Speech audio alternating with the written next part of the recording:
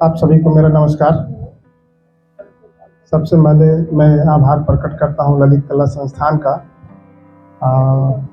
जिन्होंने मुझे आपके बीच आने के लिए यह स्टेज दिया। बहुत बहुत आभार इस संस्थान का। अपने 30-35 साल का जो कला का यात्रा है, उसमें कौन कौन से मोड़ आते चले गए और अपने जीवन से, घटनाओं से कैसे प्रभावित होकर के अपने आर्ट वर्क को रूप दिया, इस पर हम लोग देखेंगे और चर्चा करेंगे। मैंने कभी भी इंटेंशनली काम नहीं किया, अपने आप होता चला गया। बाद में विचार किया तो पता चला कि इस कारण से हमने ऐसा काम किया। पहले इंटेंशन ऐसा कुछ नहीं था कि ये ऐसा काम करना है। तो पहले हम लोग स्लाइड्स देखते हैं। एक चीज़ और बता दूं मैं, पूरा BFA 5 साल का जो होता है, आप लोग के पास 4 साल का होता है, तो 2 साल मैंने पेंटिंग की और आगे भी विचार था पेंटिंग ही पढ़ने का। लेकिन हमारे जो क्लासमेट थे और जो हमारे जो घनिष्ठ मित्र थे, वो सभी लोग पेंटिंग में गए। अप्लाइड में भी अच्छे नंबर आए थे, उसमें वहाँ भी सीट मिल रहा था। पेंटिंग हमने ले भी लिया। तो हमारे जो मित्र थे दिल्ली जाते थे और ढेर सारा कैनवास और कलर ले आते थे। मुझे लगा कि इतना कैनवास और कलर तो मैं नहीं खरीद सकता, तो क्या करना चाहिए, कुछ अलग रास्ता चुनना चाहिए। तो 6 महीने के बाद प्रिंसिपल के पास गए, सर मुझे स्कल्पचर लेना है। सर बहुत खुश। मुझे लगा सर इतना खुश क्यों है?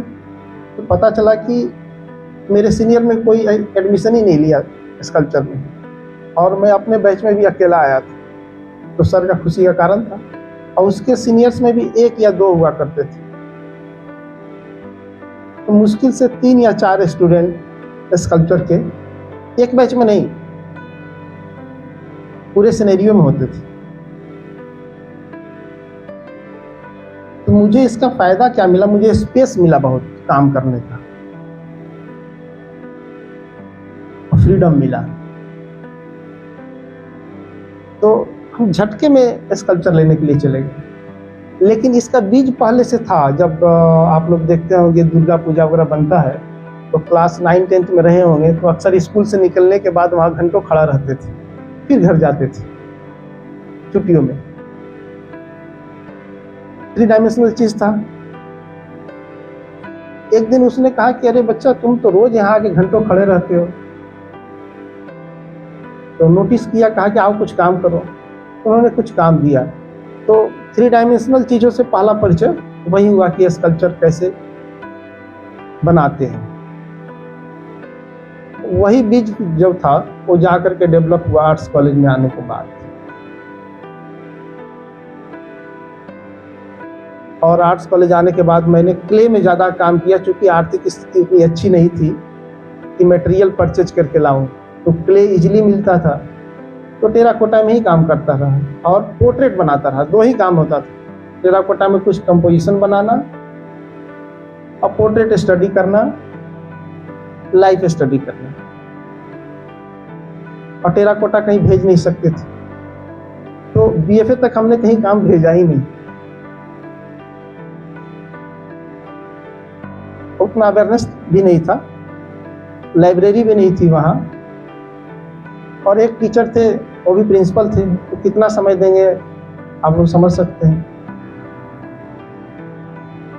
लेकिन अंदर से इच्छा थी, तो कोई सीनियर आता था, हम लोग उनके पीछे लग जाते थे। जैसे हम लोग आए हैं तो आप लोग साथ में जुड़े हैं ना, तो कोई भी सीनियर आ जाए, कोई सीनियर आर्टिस्ट आ जाते हैं, उनके साथ लगते थे, उनको अपना काम दिखाते थे, उनके पीछे पीछे लगे रहते थे उनकी सेवा में, कि शायद कुछ काम दे करके कुछ बोल दें। वही गुरु मंत्र होता था, फिर उसको हम लोग फॉलो करते थे। तो इस तरीके से मेरी कला की शिक्षा हुई है। आप लोग बहुत लकी है कि एक विधिवत तरीके से कला शिक्षा ले रहे हैं।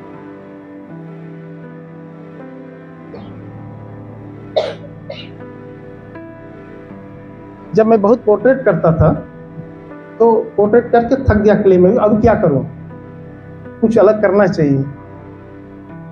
तो पोर्ट्रेट करने के बाद उसके ऊपर क्वाइल करके क्वाइलिंग करता था, क्योंकि क्लास वर्क नहीं था। क्लास वर्क करने के बाद अपनी इच्छा से बैठ करके जिसमें आनंद आता हो बैठ करके घंटों समय लग जाता, पता ही नहीं चलता कि समय कैसे बीत जाता था। उसी पोर्ट्रेट को क्वाइलिंग करता था।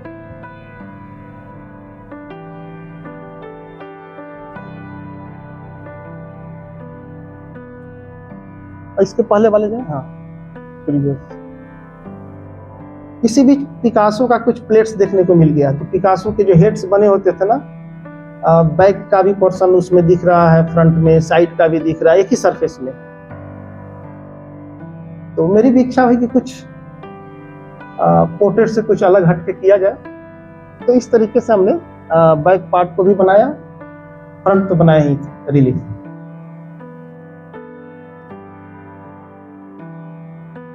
अब मैंने कहा ना कि कोई सीनियर आए, कुछ गुरु मंत्र दे के चले गए कि नहीं, थोड़ा सा जो मटेरियल में काम कर रहा हूं, मटेरियल का नेचर दिखना चाहिए, क्ले का।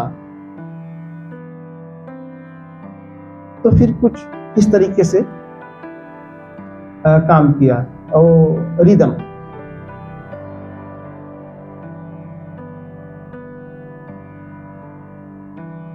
ये कार्टिज पेपर पर जो सीनियर्स या मित्र जिनका कलर बच जाता था, है ना, पेस्टल करने के बाद थोड़े थोड़े टुकड़े वो मुझे दे देते थे। तो मेरे पास इकट्ठा हो जाता था और केवल पेपर मैं खरीदता था और कलर इधर उधर से मिल जाता था। उस कलर से इस तरीके से ड्रॉ करता था। 5 फीट हाइट है इसकी और उसी हिसाब से इसकी चौड़ाई है। तो इसके लिए कहाँ से मैं इंस्पायर हुआ, हमारा जो आर्ट्स कॉलेज है वहाँ 2 तरह का बाजा बजता था। एक शाम में बाजा बजता था शादी का, एकदम सटा हुआ था, कभी कभी इतना ज्यादा साउंड होता था कि वहां से अलग हटना होता था। और दूसरा एक था, बांस घाट एक जगह है जहाँ शमशान है, तो वहां से लाशें जाती थी, वो भी गाजे बजाते हुए जाते थे।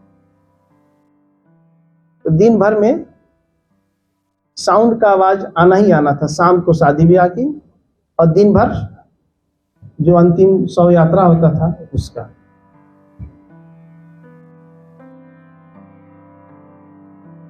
उसी को प्रभावित होकर के कुछ इस तरह से ड्राइंग किया था हमने। जब मैं ड्राइंग करता था तो उधर बाजा भी बजता रहता था।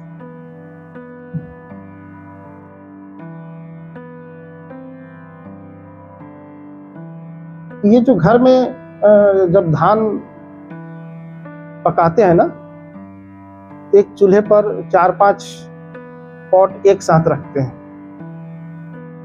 तो फैमिली की तरह लगता था। तो इस सीरीज पर भी काफी कुछ उस तरह से काम किया। और थोड़ा सा मेरा जो बचपन बीता था, स्कूलिंग हुई थी बोकारो सिटी में हुई थी,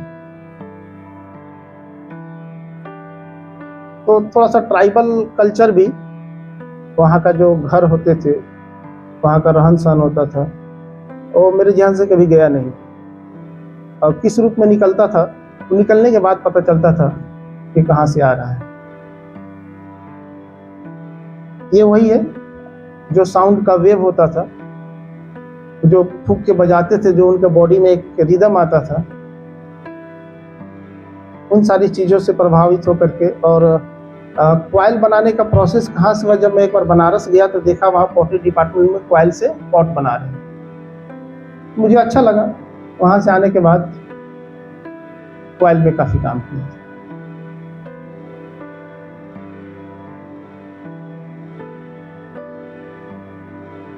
ये भी उसी समय का काम है। अब यहाँ से मेरा थोड़ा शिफ्ट करता है। वहाँ से मास्टर करने के लिए बनारस आ जाते हैं। जब बनारस आते हैं तो कट सर ने मेरा वर्क सारा देखा, कहा कि तुम्हारे काम में थोड़ा स्ट्रेंथ कम दिखता है, ज़्यादा भावुक होकर के काम करते हो, थोड़ा उसमें उसको स्टेबल करने के लिए थोड़ा सा कहीं कहीं हार्डनेस दो। तो जो करता था उसी में थोड़ा उसमें आर्किटेक्चरल फॉर्म डेवलप किया और उसमें हार्डनेस लाया। टेक्सचर इतना ज़्यादा हो जाता था कि टेक्सचर दिखता नहीं था, तो टेक्सचर भी देखने के लिए उसका बैकग्राउंड थोड़ा प्लेन भी रखना होता था। उस समय का ये हमारा टेराकोटा है।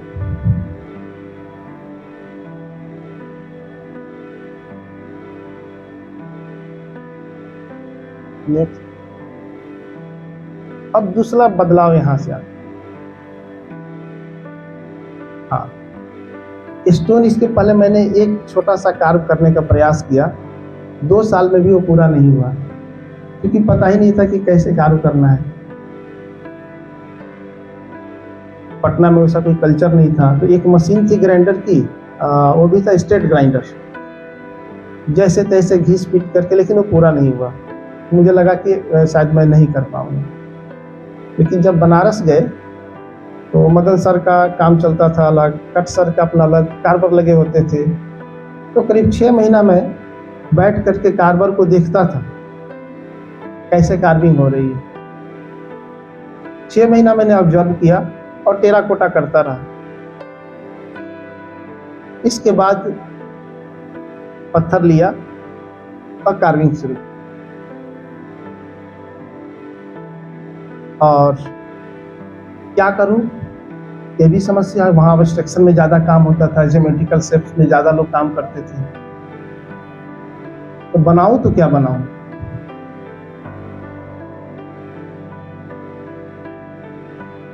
तो मेरे अंदर जो एक क्ले का नेचर था वो निकलना चालू हो।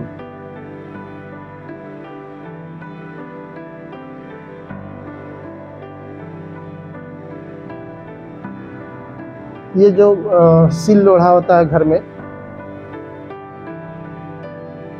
बीच में गड्ढा हो जाता है, मसाला पीसते हैं, फिर उसमें पानी इकट्ठा हो जाता है।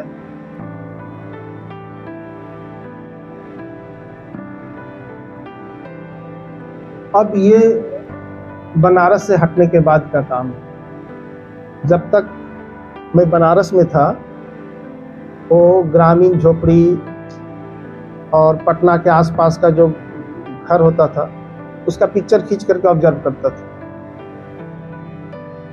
लेकिन बनारस से आने के बाद फिर मैं सीढ़ी इस्तेमाल करने लगा। घाट का और मंदिर का जो प्रभाव होता था उसका प्रभाव मेरे कामों में दिखना शुरू हुआ।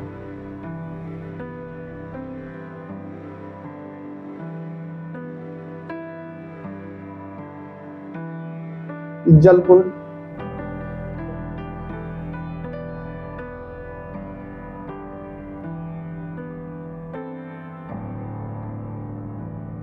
बनारस में कहीं जाएंगे तो इस तरह के बने रहते थे दियर के, उसमें एक छोटा सा किसी चीज की मूर्ति होती थी।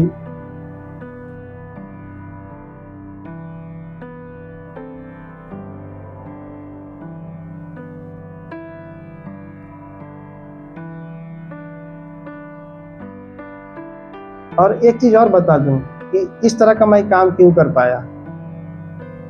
जब मैं पटना ज्वाइन करने गया था तो वहां पर एजुकेशन बहुत चल रहा था आर्ट्स कॉलेज में। प्रिंसिपल हटाओ, इस टीचर को हटाओ,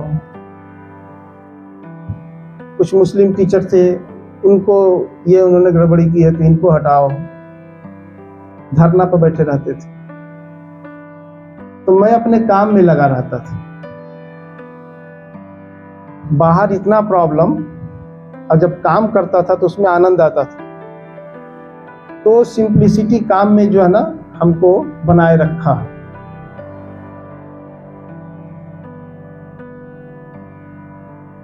एक ये कुएं को जब अंदर से देखेंगे तो कैसा दिखेगा,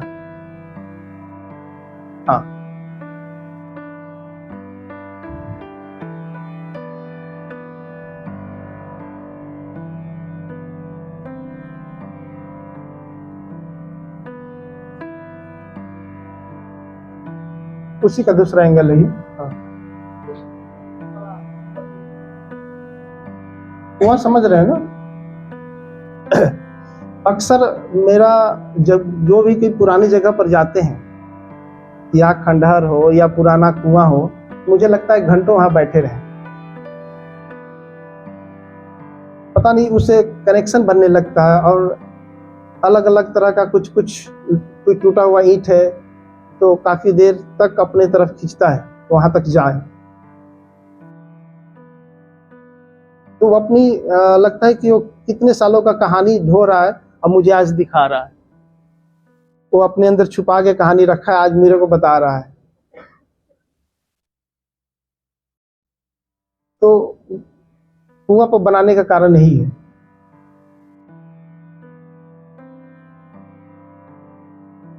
ये फुटप्रिंट टाइटल है। ये उसका कहाँ से मैंने बनाया था, राजगीर आप लोग शायद गए होंगे, या नालंदा गए हैं, नहीं गए हैं? तो नालंदा में जाएंगे तो नालंदा खंडहर के बगल में ढेर सारे छोटे छोटे स्तूप हैं, बहुत सारे छोटे छोटे स्तूप। और जो वहाँ के स्कॉलर थे वो सब उनका है, और जो जितने बड़े स्कॉलर उनका उतना बड़ा स्तूप बना हुआ है। तो उनका वो पद चिन्ह है, मतलब उन्होंने जो ज्ञान दे करके गए वो मेमोरी है।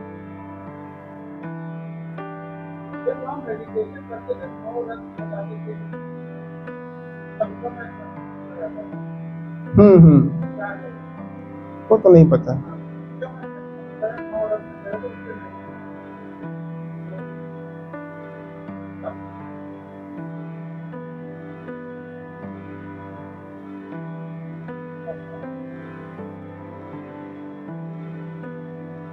ये कुरुक्षेत्रा में जब वहाँ डिपार्टमेंट नया शुरू करना था, उस समय गए, तो उस समय एक वहाँ ललित कला ने वर्कशॉप भी किया था, उसी समय का ये काम।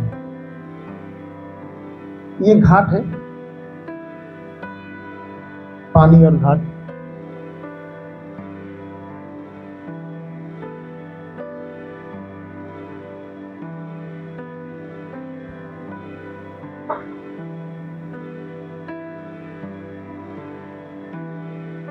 अब एक ये दूसरा फेज शुरू होता है यहाँ से।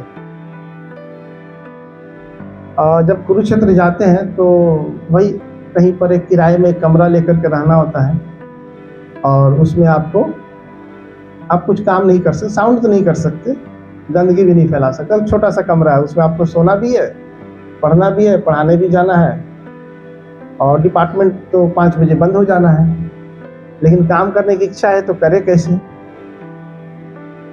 तो वहाँ डेवलप किया कि वहाँ पर एक ब्रह्म ये सरोवर है ना, ब्रह्म सरोवर है, तो वहाँ हम लोग शाम को घूमने जाते थे, तो बहुत सारी वहाँ धार्मिक चीजें बिकती थी। धीरे धीरे दिमाग में बैठने लगा हनुमान का उड़ता हुआ फिगर। फिर जहाँ घर में रहते थे उन्होंने कहा कि ऐसा है कि आपके यहाँ जो हॉर्लिक्स वगैरह होता है उसका डब्बा यदि बचा हो तो मुझे दे दीजिए। तो जो एनर्जी ड्रिंक होता है वो डब्बा मिल गया मुझे, और हनुमान को एनर्जी के लिए जाना जाता है। किस तरीके से रिलेशन बैठा, और कुछ काम इस तरह के हमने किए। पवन पुत्र है, हवा को हमने एक वर्तमान में बांध करके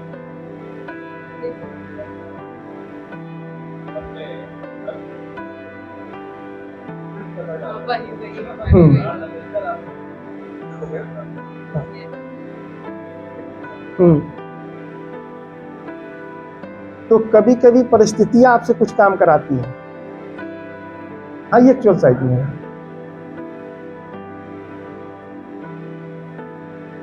हनुमान को ये जादू की तरह देखते हैं ना, इधर से आए उधर निकल गए, बीच में खाली स्पेस है।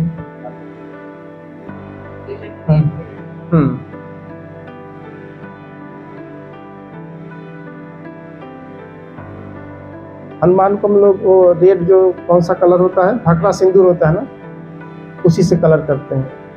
हाँ, तो उसके अंदर आकर के रॉ फॉर्म में सिंदूर है बॉक्स के अंदर। ये भी कुरुक्षेत्र में ही किए, क्योंकि वहाँ ब्रह्म सरोवर बहुत दूर दूर से लोग घूमने आते थे, काफी दूर से, हर तरह के लोग होते थे धर्म से रिलेटेड। हाँ, ये लकड़ी है।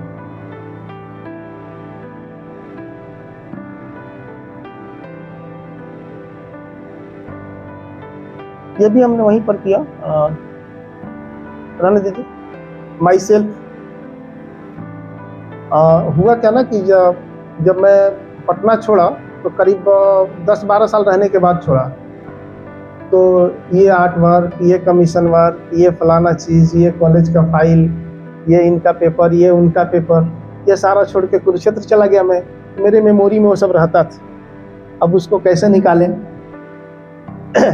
तो हमने माई सेल्फ करके छोटी सी एक अलमीरा बनवाई और उसमें फाइल्स रख करके जो भी दिमाग में था कि किस कौन कौन सा फाइल मैंने रखा है उसको उसमें रख के डिस्प्ले किया। वर्क हम क्या है, अंततः हम फाइल में ही बंद हो जाते हैं ना। ये तो शरीर रहेगा नहीं, जब हमारा शरीर नहीं है तो फिर हम कहाँ हैं?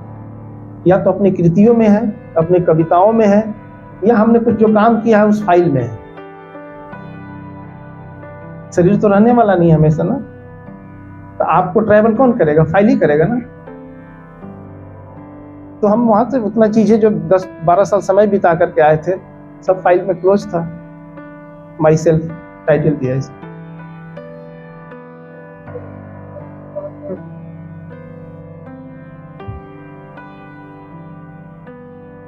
ये वहीं खड़ाऊ मिलता था अपने यहाँ ब्रह्म सरोवर के पास।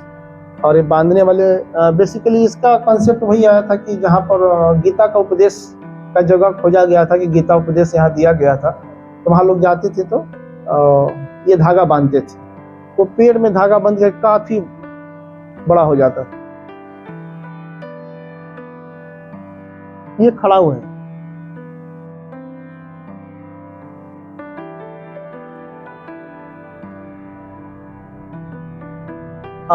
खड़ाऊ था, और ये जिस पर रहल है धार्मिक किताब रख करके पाठ करते हैं, तो वो भी वहाँ आसानी से मिल जाता था। और ये बन के आता था सहारनपुर से, कुरुक्षेत्र।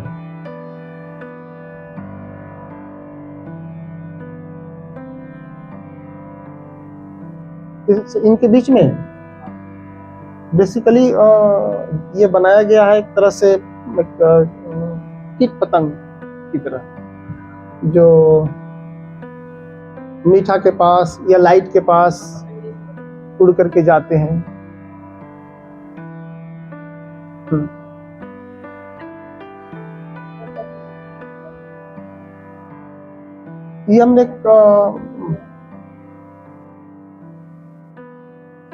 ये हमने बनाया था एक, हाँ, एक वर्कशॉप हुआ था संदर्भ उदयपुर में, मुझे याद नहीं कौन सा जगह था, चिंतन उपाध्याय जी का घर था वो। हाँ, तो उन्होंने कहा कि पहली बार उस तरह का वर्कशॉप मैंने ज्वाइन किया कि आपको कोई मटेरियल नहीं देना है, बस उन्होंने मात्र 2 या 2,500 रुपये का मटेरियल कहीं से कुछ परचेज कर सकते हैं, और इस इन्वायरमेंट में रह के आपको आर्ट वर्क करना है। ग्रामीण जो इन्वायरमेंट था, तो मुझे मिल गया कि वहाँ खटिया बनाने वाले हैं। और दूसरी चीज, उस समय चार्जिंग का भी प्रॉब्लम होता था, तो इसलिए मैं टाइटल रखा था इसको चार्जर, कि आप रिलैक्स होते हैं और मोबाइल भी यूज करने के लिए चार्ज करना होता है। और एक नीम का पेड़ था और उसके साथ उसको अटैच करके ये चार्जर तैयार किया।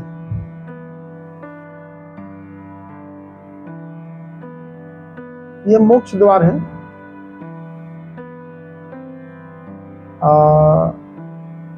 कोई खड़ा हुआ है अलग अलग कलर में। मोह माया की जिंदगी जब जीते हैं आप अलग अलग कलर में, और अंततः आप जो आपकी पहुंच है, जहां जाना चाहते हैं, लास्ट में छूट जाता है, तभी आप फिर वहां पहुंच पाते हैं।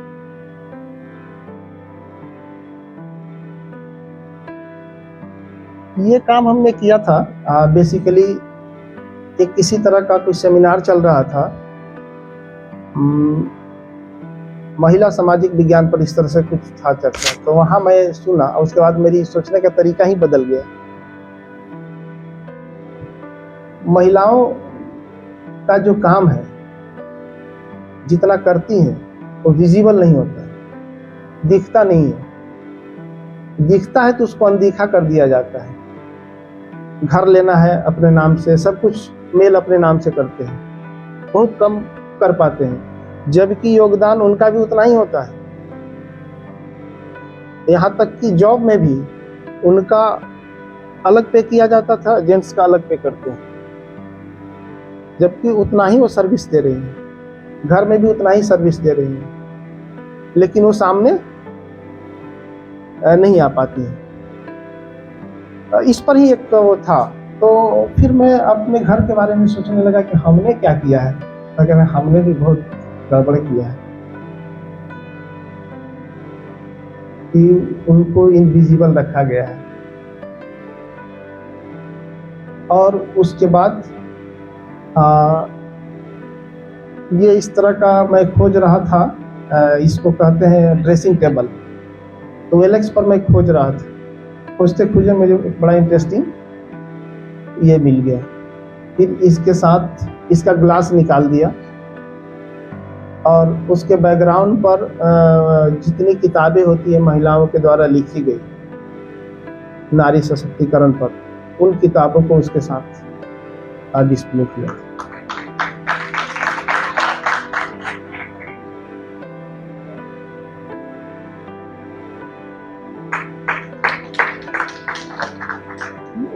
यक्षिणी आप लोग जानते होंगे, मौर्य काल की बहुत फेमस स्टैचू है जो बिहार म्यूजियम में रखी गई है।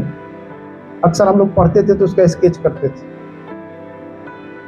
और सेमिनार वगैरह भी होता था म्यूजियम में, तो तरह तरह की बातें होती थी कि ये जो स्टैचू है ये यूनान से प्रभावित होकर के बनी है, अगर नहीं ये पूरी तरीके से हिंदुस्तानी है। तो भाई मौर्य काल में उतनी उत्कृष्ट स्टैचू, और उसके बाद इंडियन स्कल्पचर जो मथुरा काल है उसमें देखेंगे फ्लैट है स्कल्पचर, 3 डायमेंशनल स्कल्पचर है ही नहीं है। मौर्य काल की स्टैचू है जो 3 डायमेंशनल है, चारों तरफ से कटिंग करके बने। उसके बाद जितने भी स्टैचूज हैं सब उसका बैक पोर्शन जाएंगे तो फ्लैट मिलेगा, इसमें फ्लैट नहीं है।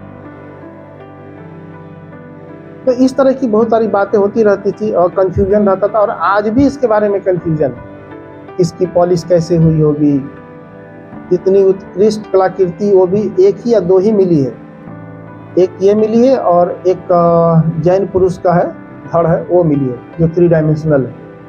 तो कोई भी कला का विकास होता है तो उसका क्रमिक विकास दिखता है इतिहास में। मौर्य काल का क्रमिक विकास नहीं दिखता है, सुंग कुषाण काल का तो दिख रहा है, मथुरा का भी डेवलपमेंट दिख रहा है, गुप्ता का भी दिख रहा है, लेकिन मौर्य काल का क्रमिक विकास देखने को नहीं मिलता है। तो आज भी इस पर एक कंफ्यूजन है। तो ये जो बेड है, बेड के ऊपर ढेर सारी चाबी है जो बेडशीट की तरह लग रहा है, वो की है लाइफ साइज। बीच में यक्षिणी की स्टैचू है,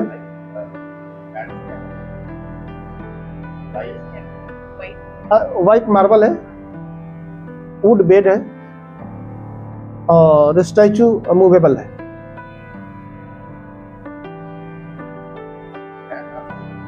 हाँ,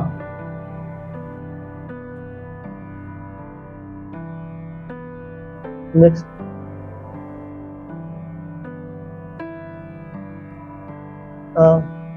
वो जो स्टैचू थी मैंने वो स्त्री पुरुष को लेकर के बनाई थी। महिला जैसे चंचल होती है तो एक उस तरह से एक प्राकृति दिया। पुरुष स्थिर होते हैं, स्टेबल होते हैं, तो आदमी वही उसी चीज को सोच करके स्त्री पुरुष। और हमारा बनारस जो है महादेव जी की नगरी है, तो हर वक्त कोई भी कार्यक्रम होता है तो शिव पार्वती को लेकर चर्चा होती ही होती है। उनका कुछ ना कुछ श्लोक बोलते ही बोलते हैं। आप न चाहते हुए भी उस तरफ ध्यान जाता ही जाता है। तो उसको भी आज प्रैक्टिस में मैंने लाया। ये वर्क मूल रूप से मैंने किया था कुरुक्षेत्र में। वहां गए तो देखे कि भीष्म पितामह भी लेटे हुए हैं, कहीं कहीं लगा हुआ उस तरह के स्टैचू, कर्ण का कहीं टीला है। तो महाभारत से रिलेटेड जो भी घटनाएं हैं वहां पर उस जगह को इंगित करके, हालांकि वहां पर स्पष्ट लिखा था कि इसका कोई साक्ष्य नहीं है, ये मत मान बैठिए कहीं था कि आर्कियोलॉजिकल साक्ष्य नहीं है, धार्मिक दृष्टि से इस जगह को चयनित करके और ये इमेजेस या स्टैचू बनाई गई है। और उसी बीच ईरान इराक का युद्ध भी चल रहा था। पहली बार हम लोग वो मिसाइल देख रहे थे, कैसे धरती में जा रहा है अंदर क्रूज मिसाइल। और उसी बीच मुझे फैकल्टी में काम करने का तो भूख था ही, तो खोजता रहता था। तो एक पुराना सा लकड़ी मिल गया जिसमें दीमक खाया हुआ था। उस लकड़ी को निकाला, साफ सफाई किया, और वो इमेज क्रूज मिसाइल का, भीष्म पितामह, ये सब मिल करके एक आर्ट वर्क डेवलप किया। और पहले तो ये वुड में था, उसको फाइबर में कास्ट किया मैंने, और फिर उसके ऊपर एक कॉपर शीट लगाया।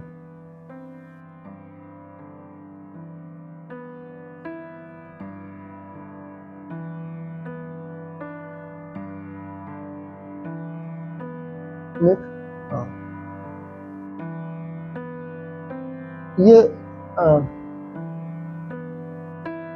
इसमें 4 दरवाजे हैं। किस चीज का है पता चल रहा है कुछ?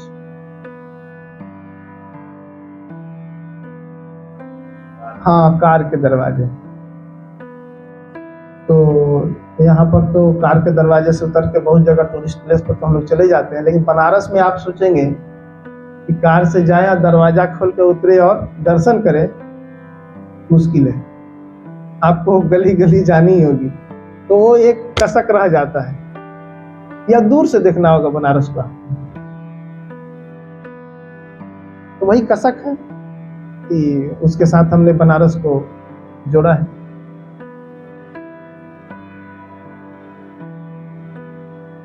बनारस की एक छतरी होती है ना, घाट पर जब सीढ़ी, छतरी और सीढ़ी, उन दोनों को कंबाइन करके इस काम को किया है।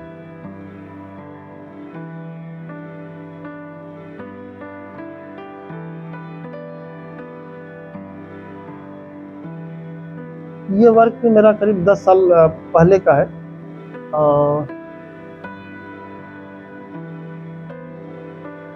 ये भी अध्यात्म से ही जुड़ा हुआ है कि कहीं भी हम, क्योंकि अब तो समय आ गया कि मंदिर के गली चौड़ी की जा रही है, दरवाजे बड़े किए जा रहे हैं, लेकिन पहले क्या था, गलियों में भीड़ में घुस करके निकलना होता था और दर्शन किए फिर वहां से निकल गए। चंद सेकंड का लम्हा होता है दर्शन करने का। इसी अनुभव को हमने इसमें बनाया।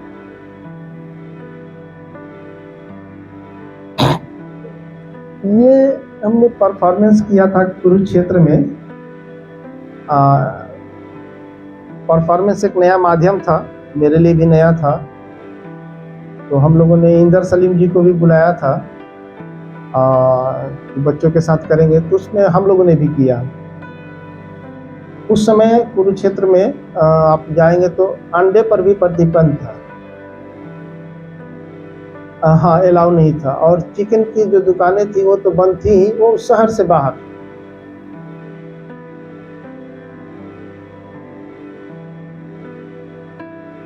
तो वो मेरे जहन में था, तो हम सब्जी वगैरह लेकर के गए और चिकन की दुकान में बैठ के सब्जी को उसी तरीके से हमने चॉपिंग की, जैसे चिकन काटते हैं।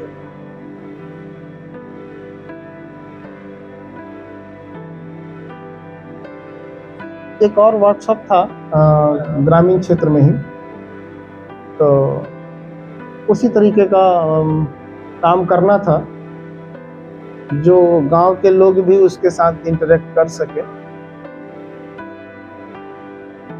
तो पेड़ के बीच में इस खटिया को बुनाई की थी। ये वर्कशॉप 2009, अजय सर नहीं है ना, अजय सर वर्कशॉप में गए थे पटना। तो उस समय हमने ये टेराकोटा किया था। और हालांकि टेराकोटा तो मुझे इच्छा थी बिल्डअप करके करने का, लेकिन मुझे समय नहीं मिलता था, इसलिए कि जो ललित कला से जो लोग आए हुए थे, एक तो यूं ही डरे हुए थे कि पटना जा रहे हैं, अकेला कहीं जाना ही नहीं चाहते थे। नहीं, आपको चलना होगा। उन कार थी, फिर भी वो अकेला नहीं जाना, जैसे लगता उनको कोई किडनैप कर लेगा। रात में तो निकलते नहीं थे कि नहीं कमरे से बाहर नहीं जाएंगे। तो अब हर वक्त उनके साथ जाना, ये सामान परचेज करके लाना, वो परचेज करके लाना। क्या करो भाई, मुझे भी करना है, मुझे भी पार्टिसिपेट करना है उसमें। तो बस मिट्टी ले लेता था ऐसे थोड़ी सी, और गाड़ी में बैठ के ऐसे ऐसे उसकी चावल जैसा बनाते रहते। जब इकट्ठा हो गया तो फिर उसको एक बोयाम में रखा, एक बोयाम में रख के बोयाम को डिस्ट्रॉय कर दिया। फेविकोल मिला करके ये सारे को उसमें हमने ढक दिया, आपस में चिपक दिया। तो कभी कभी परिस्थिति आपसे ऐसा काम कराती है। टेराकोटा को एक अलग फ्लेवर देने के लिए, वो हम चाहते भी तो नहीं होता, वो परिस्थिति था, इसलिए वैसा हो गया।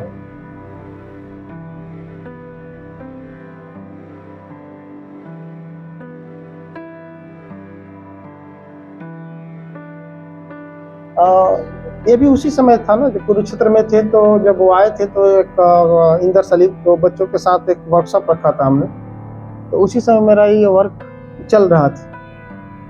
तो फिर लगा कि अब कभी मैं परफॉर्म किया नहीं था, क्या करूं, तो फिर मैं इसको स्कल्पचर के साथ ही करता। तो स्कल्पचर के साथ ये परफॉर्म किया था थोड़ी देर के लिए। हाँ, मैं ही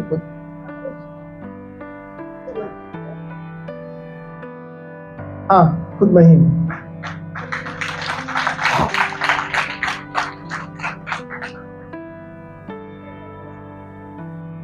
आधा घंटे। हाँ,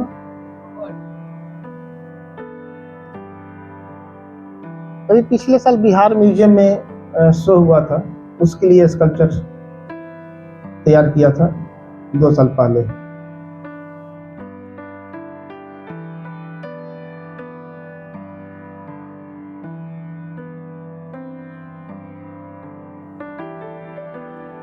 ये कमीशन वर्क मिला था सिरेमिक में, मैं सिरेमिक कभी किया नहीं।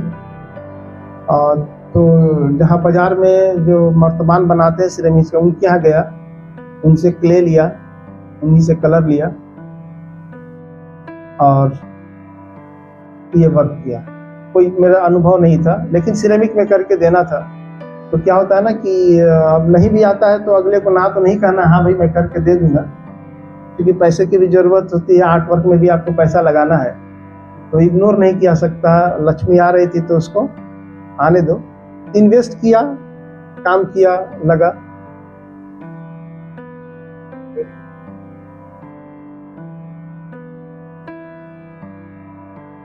ये भी बैकबोन की तरह मुझे शेप दिख रहा था, तो उसको बैकबोन की तरह उपयोग किया। हाँ, उसको परफॉर्म किया था कुछ दूरी तक।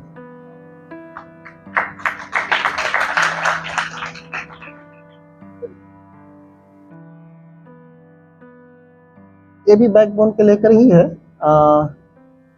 छठ में जो चूल्हा बनता है, आप लोग यदि पूर्वांचल से होंगे तो वहाँ छठ होता है और मिट्टी का चूल्हा बनता है और उस पर पकवान बनता है। तो हमने वहाँ पर पहले पकवान बनाया। बनाने के बाद उस पकवान को लेकर के 1-1.5 घंटे तक परफॉर्म किया। और ये चूल्हे का जो शेप था बैकबोन की तरह था, सदियों से होता आ रहा है।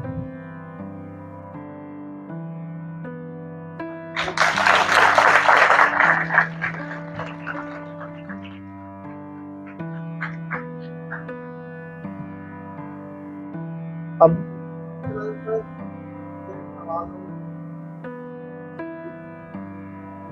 मेरा बड़ा सौभाग्य आपके साथ ये आपका काम तो कर बड़ी हुई है। ये पूछना है कि ये आपने एक बड़ा ट्रेडिशनल बनारस स्कूल जैसा काम एक आपने किया है आपके शुरू से काम में, तो धीरे धीरे इतना मॉडर्न कंटेम्पररी वर्ड आपने टच कर दी है, वो कैसे रेंडर कैसे हुआ इतना फास्ट? जगह चेंज करने से जान तो कोई कारण है? एकदम अलग सा परफॉर्मेंस जहाँ जब बैठने वाला काम है इतना कंटेम्पररी, जहाँ एक तरफ आप देखिए वो पत्थर के जो आपने किए घर पर बनाए वेरी सिंपल फॉर्म्स, तो उसके बाद ये चेंज कैसे आई?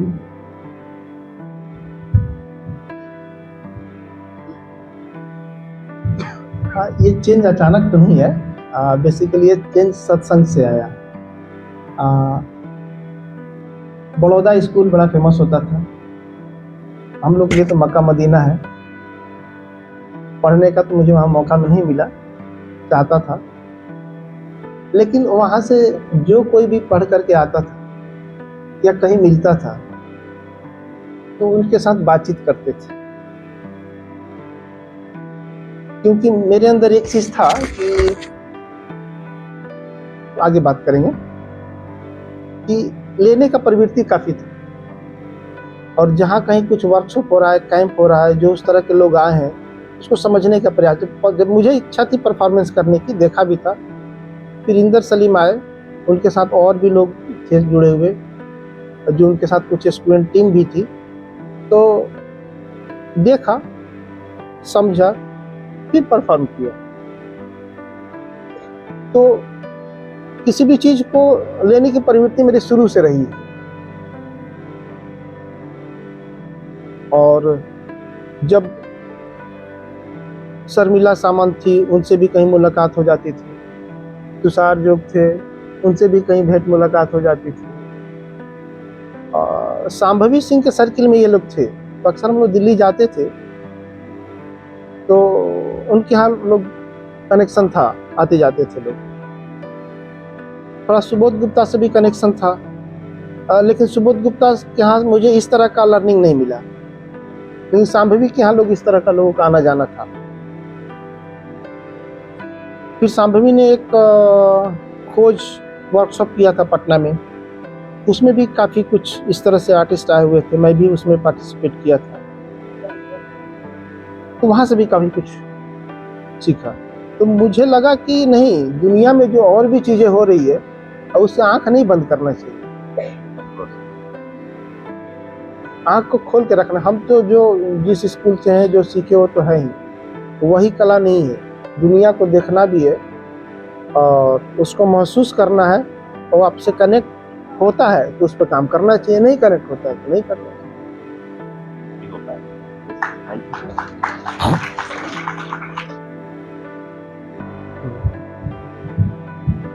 नमस्कार सर, आपका काम बहुत सुंदर है। मैंने बरसों पहले जो बात सुनी थी, अप्रत्यक्ष रूप से देखा उसे मैंने, लेकिन कभी ऐसा हुआ है कि आपका वर्क हुआ है या कोई ऑर्डर वर्क हो या कोई आर्ट वर्क हो, उससे आपका अटैचमेंट हुआ है और फिर कभी कहीं उसे देने का मन न हुआ हो, या ऐसी कोई मेमोरी में कोई विशेष हो आपका वर्क जो यादगार हो, कुछ बता रहा था? क्योंकि काम सारे आपके बहुत ही यादगार तो सभी काम के साथ जुड़ाव रहता ही है। ऐसा कभी नहीं हुआ कि काम किसी को नहीं देना चाहिए। काम दूसरी जगह जाएगा तो और ज़्यादा खिलता है काम। आप अपने घर में रह जाएंगे, जैसे कहावत है ना कि जंगल में नाचा मोर किसने देखा, काम जानी चाहिए, ज़्यादा से ज़्यादा उसके दर्शक होंगे और वर्क वहाँ और ज़्यादा खिलता है। नहीं, ऐसा कुछ नहीं रहा कि मैं इस काम को अपने पास ही रखे रहूं। है मेरे पास कुछ काम, लेकिन अंदर से नहीं हुआ कि ये काम नहीं देना चाहिए, ऐसा कभी नहीं हुआ। शायद आगे हो कभी, लेकिन अभी तक तो नहीं हुआ। वैसे ये क्वेश्चन मेरा नहीं था, कुछ बच्चों के अंदर इस तरह की जिज्ञासाएं होती है जो मुझसे इस तरह के क्वेश्चन करते हैं, तो उसी को लेकर मैंने ये क्वेश्चन किया। बाकी जो कलाकार होता है वो एक जगत होता है, वो बच्चों की तरह वो आर्ट प्रिपेयर करता है। ऐसा कोई चीज नहीं होती है जहाँ तक कि हम अपने बच्चों को कोई भेदभाव करेगा लगा। कन्याएं वही है जो जहाँ जाना है वहाँ जाए।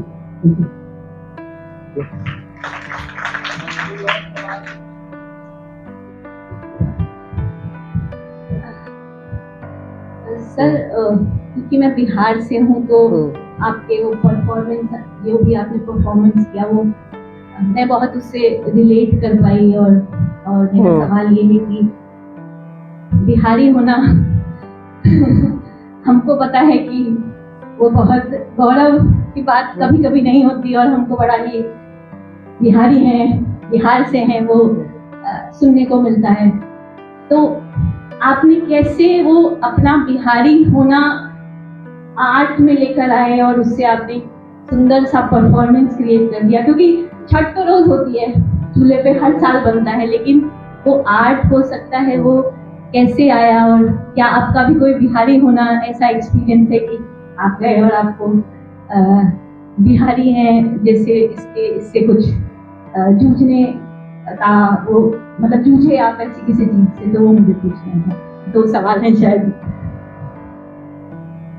देखिए क्या है ना, जब बेसिकली मेरे जब कोई भी शब्द आता है ना तो बड़ा उसका मैं ये करता हूँ, चिड़फाड़ करता हूँ। बिहार को भी मैंने चिड़फाड़ किया था। बिहार मीन्स घूमने वाली जगह। बिहार चूंकि बंगाल में था ये बिहार, तो वहाँ वह नहीं बोलते, ब बोलते हैं। वह नहीं है बंगला में, ब है, इसलिए उन लोगों ने कह दिया बिहार। तो बिहार शब्द का अर्थ है, इसीलिए गौतम बुद्ध वहां निवास करते थे। उस जमाने में एक अच्छा जगह रहा हो। तो जब हम उस जगह को जानते हैं तो हम प्राउड करेंगे। मुझे तो नहीं लगा। वैसे दिल्ली जाते हैं, बहुत सारे लोग बोल देते हैं कि अरे बिहारी इधर आ, कोई रिक्शा वाला है तो, है ना। तो वो एक अलग चीज है, उसको मैं क्यों लूंगा अपने ऊपर? मैं अगले को ना समझ समझूंगा ना, तो उस शब्द का उसको मतलब नहीं है ना। बिहार से क्या नहीं निकला? गुरु गोविंद सिंह, जैनिज्म, है ना, लास्ट वहां के हुए, अच्छे शासक हुए, बुद्ध हुए। तो आज के समय में बहुत सारे IAS अफसर हुए, हाँ, डॉक्टर राजेंद्र प्रसाद। तो ऐसा नहीं है, लेकिन कारण क्या होता है ना, देश की आज़ादी के बाद, आज़ादी से पहले नहीं, आज़ादी के बाद धीरे धीरे वहाँ की आर्थिक स्थिति कमजोर होती चली गई लोगों की, और लोग पलायन करने लगे। हालांकि पलायन पहले भी करते थे, मॉरिशस लोग गए, पहले भी करते थे, लेकिन उसके बाद ज्यादा होने लगा, शहर में जाने लगे, और जो छोटी मोटी रोजगार मिल गया लोग उसको करने लगे, और एक मानसिकता बना लिए कि जो छोटे मोटे रोजगार करने वाले हैं वो लोग बिहारी। तो ये उनकी मानसिकता है, लेकिन ऐसा कुछ नहीं है। मेरे अंदर ऐसा कुछ कभी कुछ फीलिंग नहीं रहा कि भोजपुरी बोलने में खराब लगता है। हालांकि मैं भोजपुर से हूँ, भोजपुरी तभी बोलता हूँ जब कोई अगला एक भोजपुरी बोलने वाला हो, अन्यथा मुझसे नहीं निकलता इसे भोजपुरी। तो मुझे खराब नहीं लगता। दिल्ली में भी कोई एक मित्र मिलते हैं, भोजपुरी में बात होती है, और कहीं भी मैंने अपना छुपाया नहीं कि मैं बिहार से नहीं हूँ। वो छुपाना क्या है, जो है सो है। नेचर ने वहां जन्म दिया तो वहां से है, प्रकृति ने दिया वहां से जन्म। और जैसा दिया वैसा हूँ, है ना। और वैसा एक्सेप्ट करना चाहिए हर किसी को। सर वो दूसरा सवाल था कि आप कैसे छठ पूजा का वो कहाँ से आया या कैसे आपने वो परफॉर्मेंस किया, उसको लेके आए हो? छठ पूजा का भी बिहार में बड़ा महत्व है, बड़ा सात्विक तरीके से किया जाता है। यदि आप गेहूं सुखा रहे हो और एक पक्षी खा लिया उसको, तो वो गेहूं नहीं प्रयोग करते पूजा में, एक पक्षी नहीं खानी चाहिए। इसीलिए हमेशा जब गेहूं सुखाते हैं ना, तो उसकी रखवाली करने के लोग बैठे रहते हैं, गीत गाते रहेंगे, बातचीत करते रहेंगे कि एक पक्षी भी उसको जूठा ना करे। फल भी ऐसा ही प्रयोग करेंगे जिसमें दाग ना हो, कोई पक्षी उसको जूठा ना किया हो। तो बड़ा ही सात्विक है, और उसी सात्विकता के कारण होता है कि इसका प्रसाद में एक अपना अलग टेस्ट होता है, और सदियों से ये चला आ रहा है। तो हमारे जेहन में भी बचपन से देखते आ रहे हैं, तो वो एक तरीके से वो हार्ड डिस्क में जम चुका है, बैठ चुका है। तो जब छठ का गीत बजेगा ना, मुझे गाना तो नहीं आता, लेकिन पता नहीं क्यों लगता है कि उसको सुनते रहें। इसका मतलब आपके वो बैकबोन के साथ जुड़ा हुआ, खून के साथ जुड़ा हुआ है।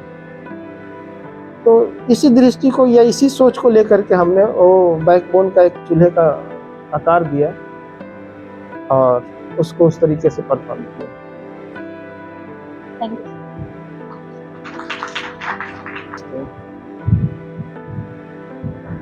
बहुत बहुत धन्यवाद। मुझे यहाँ से बहुत कुछ सीखने के लिए मिलता है। आप जैसे गुरुओं के साथ आपके सामने मुझे प्राप्त हुआ, मेरी सौभाग्य का विषय है। सर, जैसे कि मैंने अपने कभी सेरेमिक आर्ट में एक अपना आर्ट वर्क दिखाया था, मेरा ध्यान न चाहते हुए भी उसने खींच लिया, क्योंकि आपने कहा कि आपने सेरेमिक से पहले काम नहीं किया था, मगर वो इतना उम्दा और इतना बेहतरीन था क्योंकि आपने पहले सेरेमिक में काम नहीं किया। और वो शिष्य वहाँ पर बैठे हुए थे, शायद बुद्ध थे वो बीच में। और बुद्ध नहीं थे, वो जेपी कृपलानी थे। जेपी कृपलानी। उसका स्टोरी ये था कि जब नील का जो आंदोलन चल रहा था, तो महात्मा गांधी ने, मुजफ्फरपुर में पढ़ाते थे जेपी कृपलानी, तो महात्मा गांधी ने कहा कि आप इस स्कूल में जाओ और वहाँ पढ़ाओ।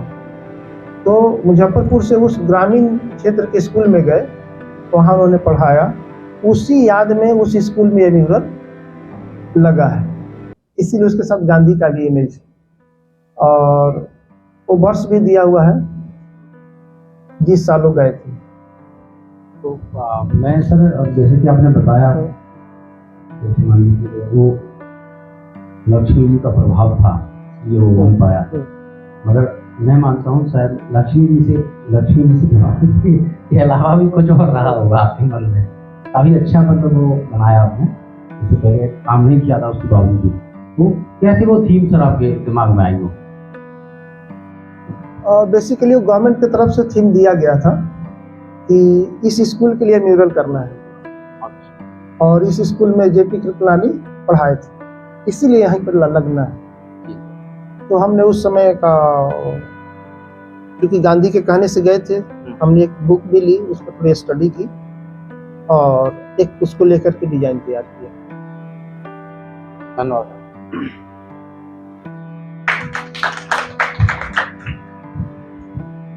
मैं अच्छा बैठिए सर, मैं एक चीज़ और बता दूं, नहीं तो भूल जाऊंगा मैं।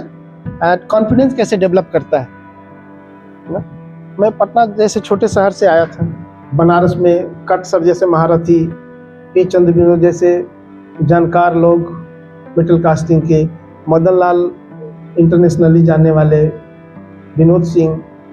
जब मैं वहाँ पहुँचा तो अपने आप को बहुत छोटा महसूस करता था, बहुत छोटा लगता, हमको पटना से पढ़ के आए हैं। और चूंकि वहाँ से लड़कों मुझसे भी दबा रहता था कि चूंकि वो लोग 3rd ईयर में अब सेक्शन कर रहे हैं, स्टोन कार्विंग कर रहे हैं, तो मास्टर करने हैं, ये सब हम जानते ही नहीं है। तो लेकिन हम अपने धुन में काम करते थे, अपने धुन में काम किया। धुन में काम किया तो एप्रिसिएशन थोड़ा मिलना शुरू हो गया कि खाकर भी अपने ऐसा स्टोन कार्विंग तो हमने इस स्टोन में काम तो देखा ही नहीं अभी तक। टीचर आते थे करके जाते थे, लगा हमने ऐसा क्या तीर मार दिया, सहजता से हमने काम किया है। तो मुझे फील नहीं, वो जो सहजता है ना वो बहुत महत्वपूर्ण होता है। काम करते वक्त बहुत कॉन्शियस नहीं होना चाहिए, करते वक्त तो सहजता आनी चाहिए और तारतम्य बनना चाहिए मटेरियल के साथ। ज्यादा कॉन्शियस हो जाने से वो दूरी बन जाता है। तो ये चीज हमने सीखा और वो कॉन्फिडेंस मुझे मैं डेवलप किया। जब काम करता हूं तो काम करता हूं, भूल जाता हूं कि मैंने क्या सीखा था, अब मुझे क्या आता है ना। अब साइकिल बाइक चलाते थोड़ी हम जानते हैं कि यहाँ बटन है, यहाँ बटन है, किस बटन को कब दबाना है, कॉन्शियस रहते हैं क्या? वो ऑटोमेटिक होता है। तो उसी तरह काम करते वक्त भी वो सहजता होनी चाहिए।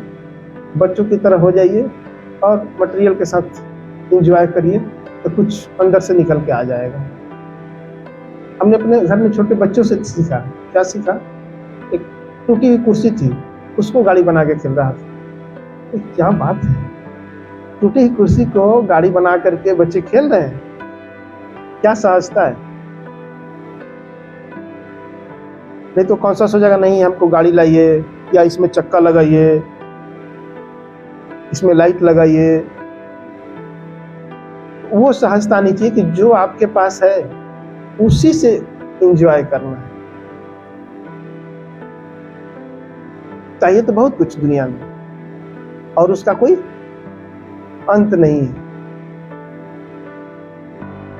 तो जहाँ है, जितना है, जैसे है उसी अवस्था में कुछ अपनी बात कह देनी है। सब साहब मैं सबसे पहले तो ये कहकर मैं बहुत ही गौरवान्वित हूँ कि आप हमारे बीच आए हैं और आपके जो वर्क का जो आज मैंने देखा, हालांकि मेरे रिसर्च वर्क में भी आज आपका एक चैप्टर है, लेकिन आपका जो वर्क आपकी जुबानी में मैंने यहाँ देखा तो बिल्कुल मैं मेस्मराइज हो गया, क्योंकि आपके जो वर्क में अक्सर हैं, अध्यात्म है और जो ट्रांसफॉर्मेशन है, जो कंटेम्पररी अवेयरनेस है, इंस्पिरेशन है, परफॉर्मेंस आर्ट है, जो आज के जो इंटरनेशनल जो मानक हैं, तो वो इतनी अच्छे से आपने इंक्लूड किया है।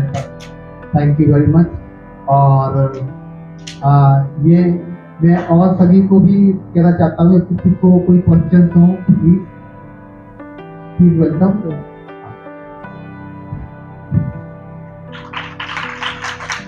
अपने काम किए हैं, जैसे हनुमान को लेके अपने बॉर्नविटा के बॉक्स में डिस्प्ले किया। तो इस तरीके के काम करने में सर मतलब विवाद उत्पन्न नहीं होता है? विवाद क्या, बहुत सारे प्रोडक्ट पर हनुमान का इमेज होता ही नहीं, लक्ष्मी का भी इमेज होता है, सरस्वती का भी इमेज होता है, गणेश ऑयल लिखेंगे है ना, तो टीन के डब्बे पर गणेश का भी पिक्चर है, लक्ष्मी का भी पिक्चर है ना, नहीं देखते हैं? गणपति ऑयल कहीं की है तो गणपति का पिक्चर तो डालते हैं प्रोडक्ट पर ना, राम का भी प्रोडक्ट डालते हैं, अगरबत्ती जो होता है उस पर सीताराम का भी होता है, तो प्रोडक्ट पर तो डालते हैं इमेजेस। लेकिन हाँ, ये चीज समझनी चाहिए, कोई भी इमेज या कोई भी मूर्ति जब तक उसमें प्राण प्रतिष्ठा ना किया जाए तब तक वो मटेरियल है। ऐसी किसी मूर्ति का तो आप पूजा नहीं करते हैं, बहुत सारी मूर्ति रखी रहती है, लेकिन जब मंदिर में बैठाते हैं, उसकी प्राण प्रतिष्ठा करते हैं, उनको उसमें बुलाते हैं मंत्र के थ्रू, उसके बाद उसके सामने सिर झुकाते हैं, तब आपके लिए वो पूजनीय है। अन्यथा वो जब तक बन रहा होता है तब तक वो मटेरियल है, पूजनीय नहीं है। हाँ, यदि प्राण प्रतिष्ठा हो गई, मंदिर में बैठा दिया, उसमें आप यदि कुछ हेर फेर करते हैं तब किसी के भावना को आप आहत पहुंचाते हैं, नहीं तो मटेरियल है।